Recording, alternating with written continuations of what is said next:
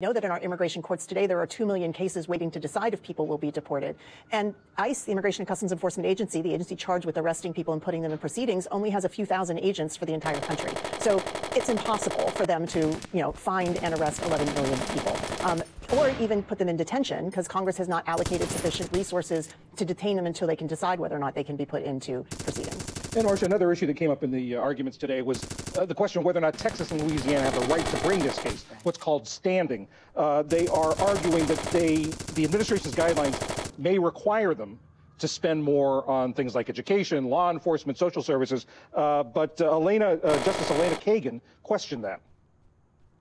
It's just not enough that you're coming in here with a set of speculative possibilities about your costs.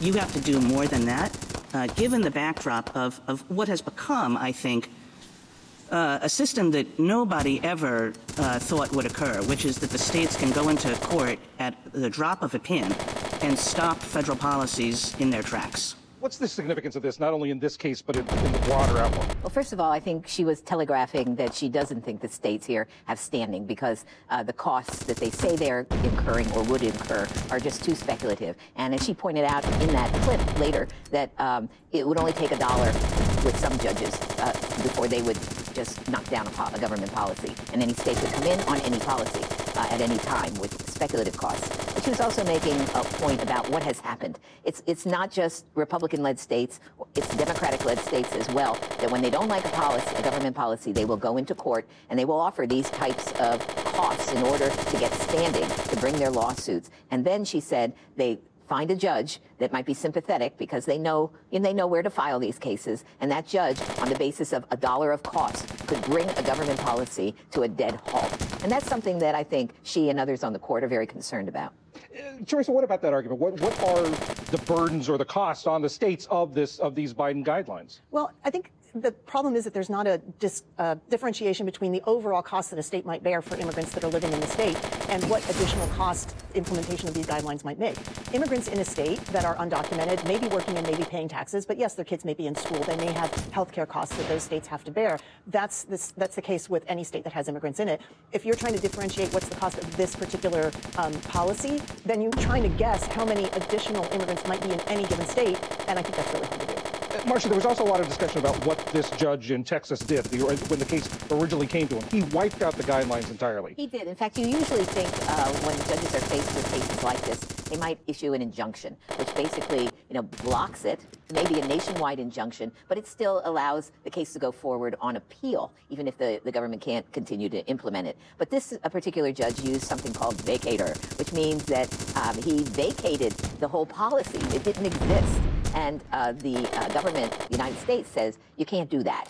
That's not the kind of remedy that the law allows. And so there was a lot of discussion about the law that we've talked about before, the Administrative Procedure Act, which is the rules of the road for federal agencies when they enact new policies or change them, and whether that act allows federal judges to wipe out a government policy instead of just blocking it pending an appeal. What the court's going to do with that, I don't know. I know the Chief Justice called it a radical argument because judges are used to using vacator. But I think the government's given them some food for thought. Marcia Coyle, the National Law Journal. Teresa Cardinal-Brown of the Bipartisan Policy Center. Thank you very much. My pleasure, John.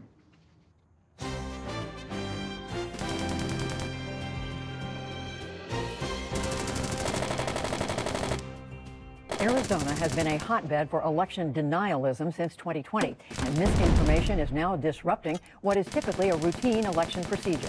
One of the state's 15 counties failed to meet yesterday's deadline to certify this year's midterm election results. Stephanie Tsai has the details. Judy, that's right. It was the Republican-dominated Board of Supervisors in Cochise County who voted not to certify the election results by last night's deadline. In response, Arizona's highest election official, Secretary of State Katie Hobbs, filed a lawsuit. She is a Democrat and will be the next governor of Arizona after she beat Trump-endorsed opponent Kari Lake in the midterms. Lake has also since filed a lawsuit against Maricopa County for its handling of the election. All those lawsuits underlie the anger among some Arizonans who spoke out at a public session with Maricopa County's Board of Supervisors this week. This is a war between good and evil, and you all represent evil. You are vote traffickers. You are vote traffickers. Criminal. So a curse upon you. A curse upon all of you. You smug people. I will just say this. The voting booth is supposed to Your time is a up. time for a peaceful revolution. Those who make peaceful revolution impossible make a violent revolution necessary. Right there in the middle of that panel of election officials, the man who joins us now, the chairman of Maricopa County's Board of Supervisors, Bill Gates, a self-described lifelong Republican. Chairman Gates, it's good to have you back on the NewsHour here. Describe the acrimony you felt at that meeting last night, and did the truth about the midterm election come out in the end? Yeah, well, thanks for having me.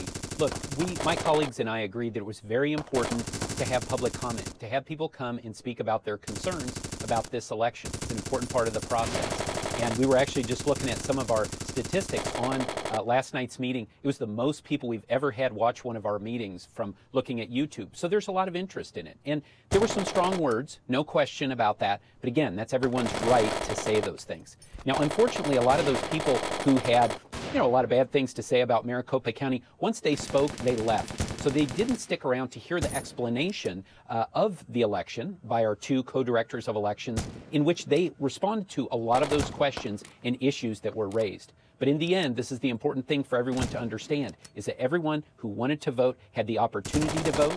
Their vote was counted if they were an eligible voter, and that's why my colleagues and I voted yesterday to certify the canvass of the election. Yeah, and we should say that 4 out of the 5 on your board in Maricopa County are Republicans like yourself. But, sir,